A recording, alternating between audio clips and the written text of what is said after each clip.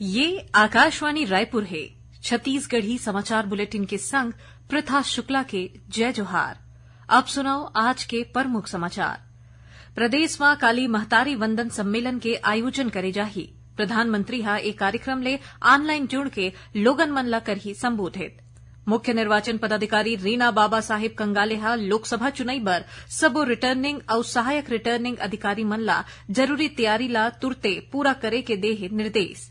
आउ सीजीपीएससी के भर्ती परीक्षा में गड़बड़ी के जांच के काम सीबीआई ला सौंपे के अधिसूचना राज्य सरकार डहार ले करेगे है जारी।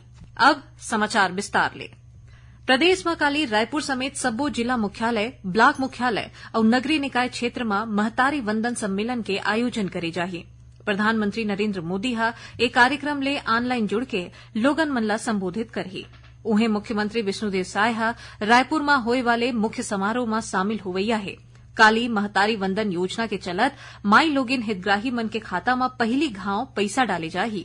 ए योजना ले राज्य भर के 70 लाख ले ज्यादा माई लोगिन मन ला फायदा मिलैया है। ए मौका में छत्तीसगढ़ ला बाल विवाह मुक्त करे बर एक अभियान के घलो शुभारंभ करे जाना है। मुख्य निर्वाचन पदाधिकारी रीना बाबा साहेब कंगाले हा लोकसभा चुनाई बर सबो रिटर्निंग और सहायक रिटर्निंग अधिकारी मन ला जरूरी तैयारी ला तुरते पूरा करे के निर्देश दे है। उमन हा बताइन है कि निर्वाचन के घोषणा के संगे संग आदर्श आचरण संहिता लागू हो जत है और वैसे में सरकारी अमला हा एकर कड़ाई ले पालन करे बर हर हाल में तैयार रहा है। उमन आज वीडियो कॉन्फ्रेंसिंग ले प्रदेश के रिटर्निंग, सहायक रिटर्निंग और जिला निर्वाचन अधिकारी मन के समीक्षा बैठका ला संबोधित करत रही। श्रीमती कंगाले हा कहिन है कि सबो जिला में निर्वाचन के तैयारी ला अब अंतिम रूप दे के बेरा हवय।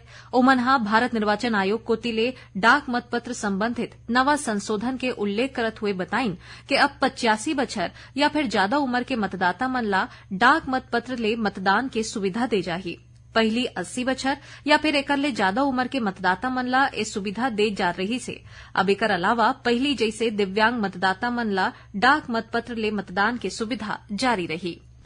भारतीय जनता पार्टी हा लोकसभा चुनाई के तैयारी ला लेके सरलग बैठका करत है। यही कड़ी में प्रदेश सह प्रभारी नितिन नबीन हा काली रायपुर में लोकसभा क्लस्टर, लोकसभा संयोजक और चुनाव प्रबंधन समिति के पदाधिकारी मन के बैठका लेके चुनाई में जीत बर बड़का मेहनत करे बर कहे है।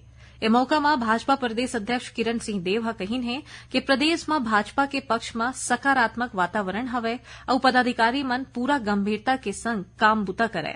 प्रदेश संगठन महामंत्री पवन साय हा विकसित भारत संकल्प सुझाव संग्रहण अभियान के चलत 15 मार्च तक लोगन मन ले सुझाव इकट्ठा करे के बारे में बताइन है।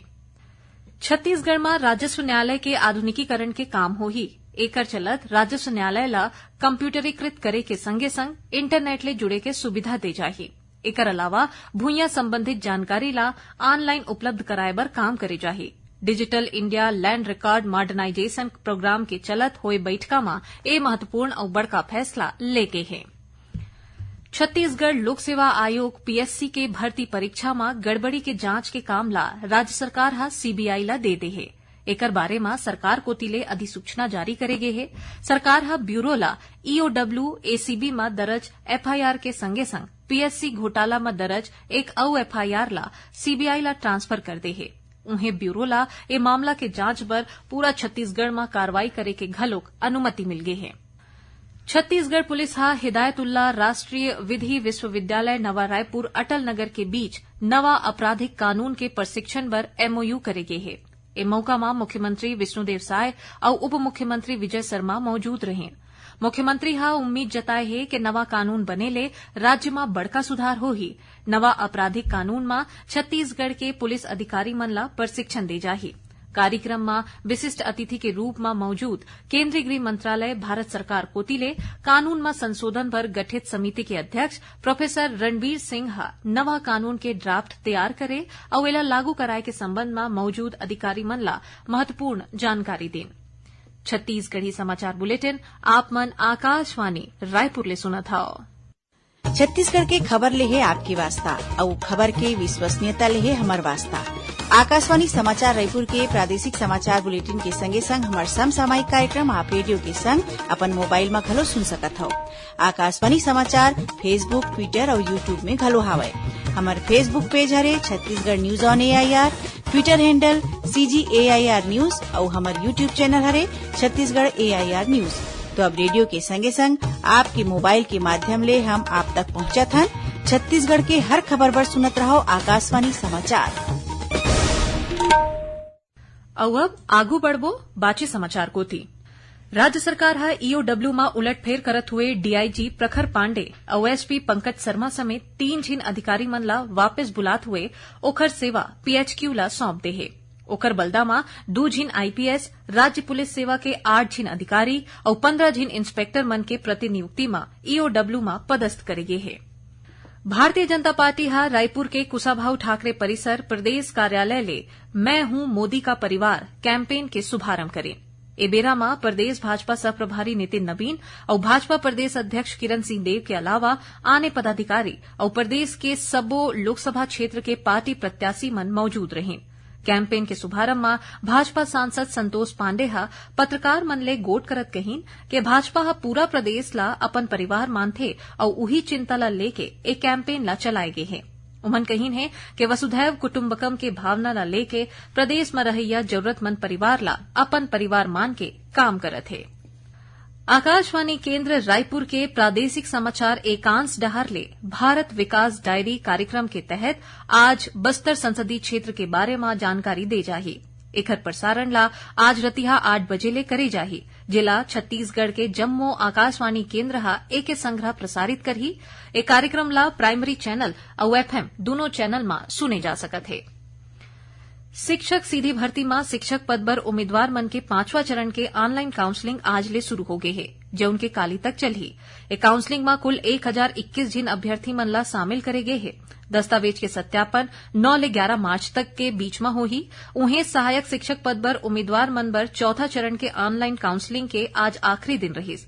चौथा चरण में कुल 1348 जिन अभ्यर्थी मन ला शामिल करे जाथे। एकर दस्तावेज सत्यापन आवंटित जिला के जिला शिक्षा अधिकारी कार्यालय में काली 7 मार्च के करे जाही। धर्म और संस्कृति ला सहेज के राखे बर अब छत्तीसगढ़ में कर्मकांड, ज्योतिष विज्ञान और योग दर्शन में सर्टिफिकेट और डिप्लोमा कोर्स शुरू करे जाही।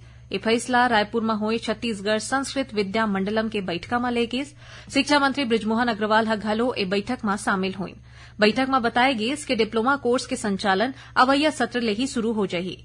ए बैठका में एक ठिन औ आने निर्णय के अनुसार राज्य के सबो जिला के कक्षा 12वीं तक के शासकीय संस्कृत महाविद्यालय संस्कृत विद्या मंडलम के स्कूल खोले जाही।